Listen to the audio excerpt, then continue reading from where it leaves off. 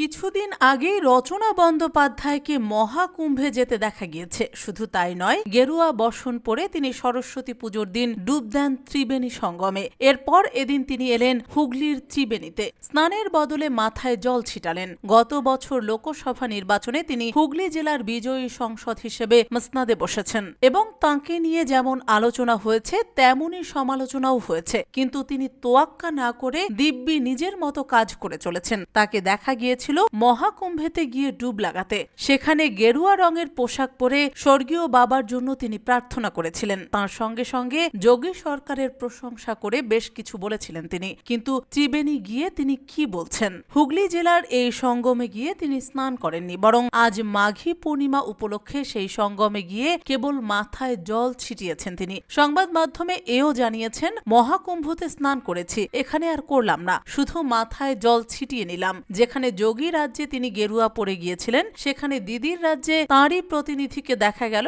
সবুজ রঙের শাড়িতে। তাহলে কি সবটাই ভেবে করেছেন তিনি? অভিনেত্রী জানিয়েছেন, এরকম কোনো ব্যাপার নেই, আমি কালার থেরাপি করি, যেহেতু বুধবার দিন তাই আমি সবুজ পরেছিলাম। তার সঙ্গে সঙ্গে ব্যবস্থাপনা প্রসঙ্গেও মুখ খুললেন তিনি। ত্রিবেণী সঙ্গমে কেমন ব্যবস্থা সেই নিয়ে রচনা বন্দ্যোপাধ্যায় বলছেন, জেলার মানুষের এত ভালোবাসা, সঙ্গে বঙ্গের মানুষের ঈশ্বরের প্রতি এত ভক্তি, সেটাই তো দারুণ। ভীষণ সুন্দর আয়োজন করা হয়েছে এখানে, দারুণ ব্যবস্থাপনা, এটাই আমাদের ভক্তি তো।